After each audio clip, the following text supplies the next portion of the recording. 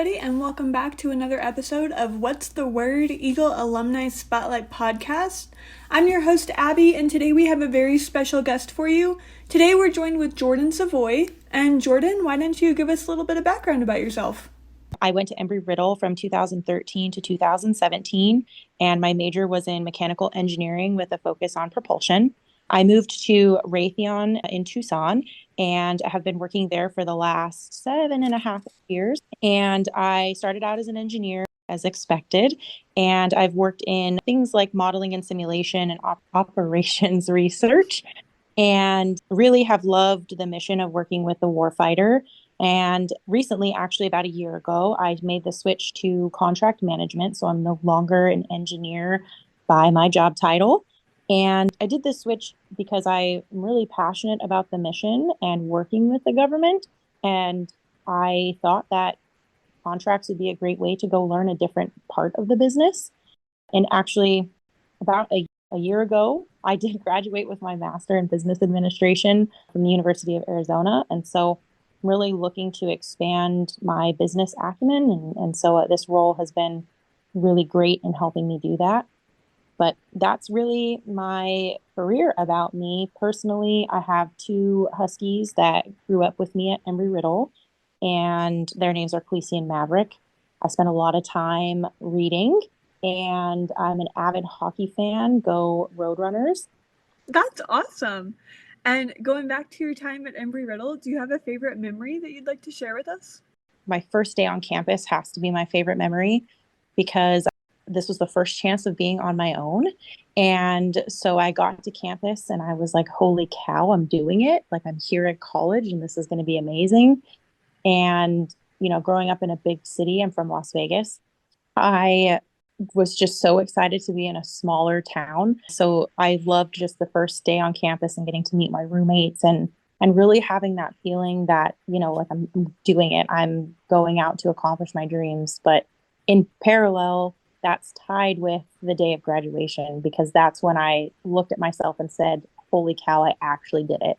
The last 4 years was worth all the struggle and the happy memories, and I'm going to get to go do something that makes me so happy. So both of those days, I think, are my favorite memories. That's awesome. Those are really, really good memories to have.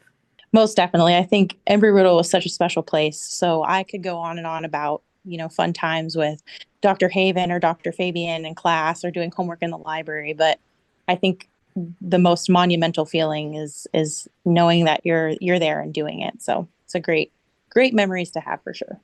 Right. And now you said you work as a contract manager. What does that entail? The job, really, we like to think of contract managers as strategic business architects.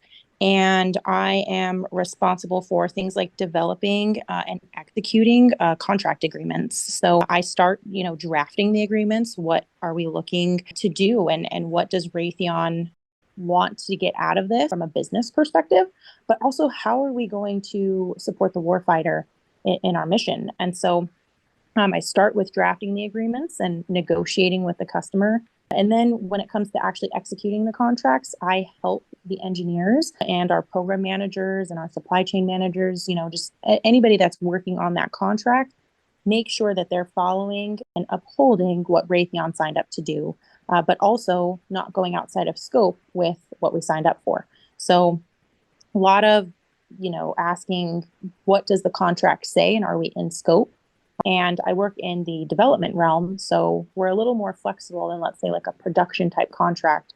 We're developing new things, we're innovating, and so I have to be flexible and figure out how are we going to get from point A to point B from a business perspective, and how do I protect Raytheon, but also try to capture some new business. So a lot of the job is being the face of Raytheon, and my signature is what goes on the documents, which is kind of a scary thing, but yeah, and then I guess really the only other aspect is I deal with customer relations a lot. So I am the face, but I'm also the voice. And so I'm talking to the government, I'm talking to the customers. Not to say that the engineers and the program managers don't do that as well, but being a business architect is very difficult. And that sounds like you have quite a lot of responsibility placed on your shoulders, but it also sounds like you get a lot of rewarding experiences getting to talk to a lot of different people and everything like that. Absolutely. So it's a lot of responsibility, but what's fantastic about being in a business like this is you have your counterparts in their different swim lanes, if you will, that help kind of shoulder the burden a little bit. So I'm not an expert in all things. I'm not responsible for engineering. I'm not responsible for managing the program. I'm not responsible for supply chain. So I get to work with all of these people and hear their input. And I write a lot of letters to the government. And while I sign the letter, it's not me writing it, right? I get to work with everybody, hear their opinions, learn their perspective, and then I'm able to communicate. So it is a lot of responsibility for being so young, I will say. And that scares me because I don't have the years of experience to, back it up. But I work really hard to succeed in my role. And the responsibility isn't as bad when I know I'm supported. Right. Oh, perfect. And you kind of touched on my next question for you a little bit, and it has to do with writing. Do you do a lot of writing in your everyday job? Oh, every day.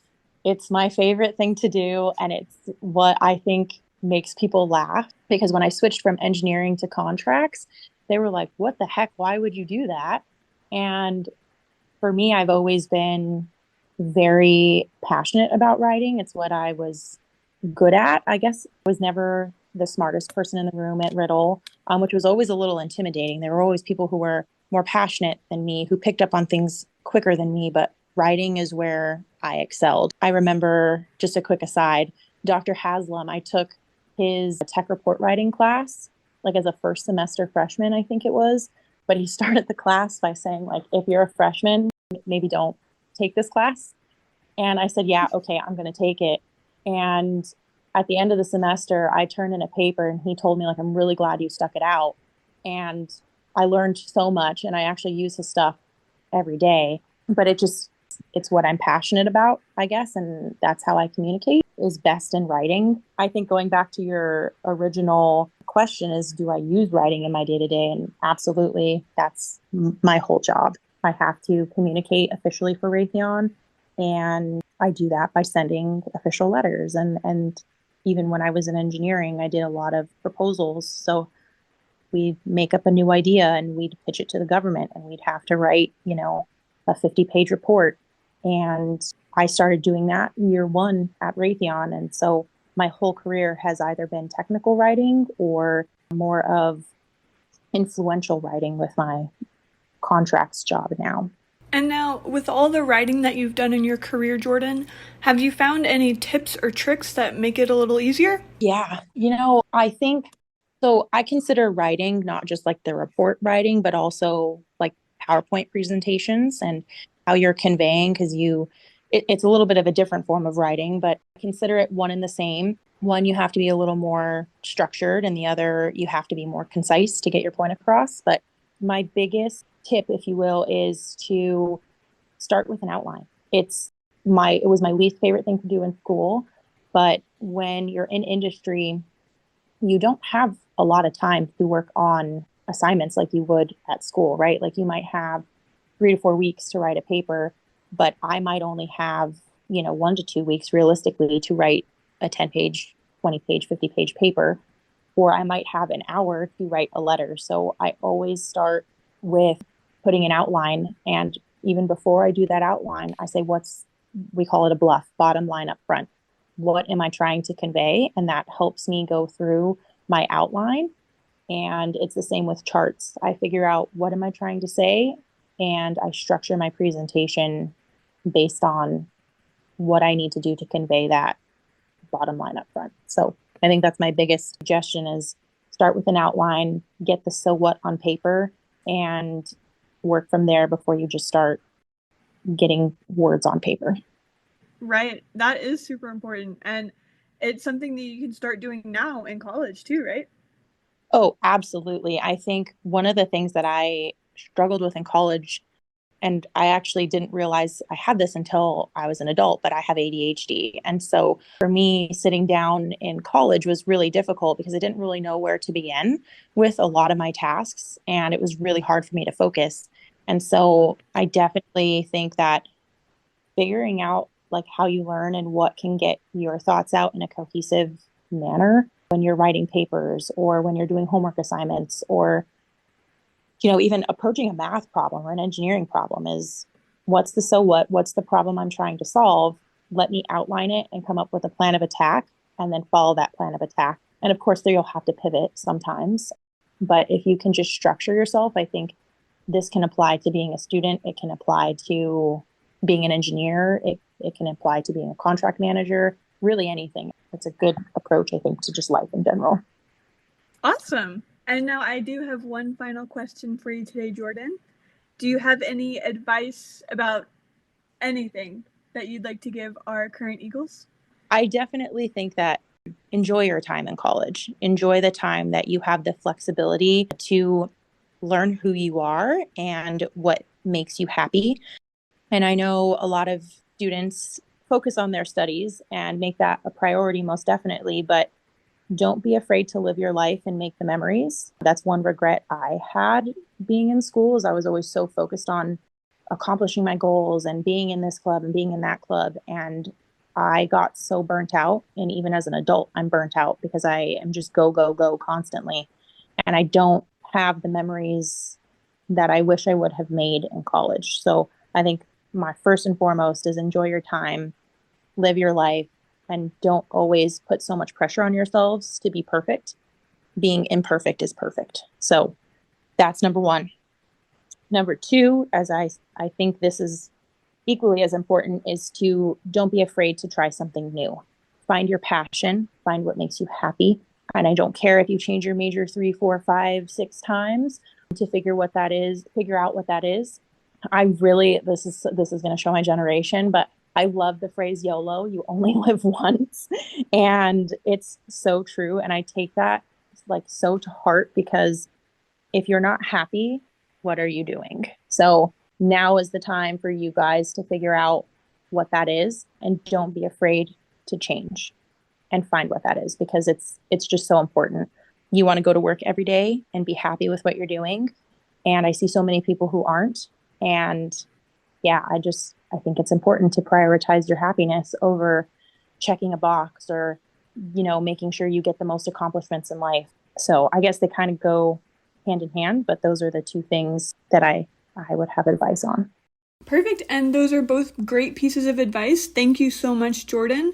And that wraps up this week's episode of What's the Word Eagle Alumni Spotlight podcast. We want to give a big thank you to Jordan Savoy for being on with us this week. If you're new to our podcast, you can find us on YouTube, Spotify, and now Apple Podcasts.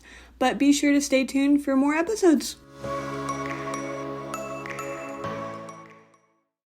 This podcast is supported by the Department of Humanities and Communication at Embry-Riddle Aeronautical University in Prescott, Arizona. Abigail Bradbury is our host, Matthew Haslam is our department chair, and I'm Amelia Chesley, Assistant Professor of Professional Writing. The intro and outro music is Wander by Alex. Find us on Spotify or on YouTube, and reach out if you are a Prescott campus alum. We'd love to feature you in a future episode.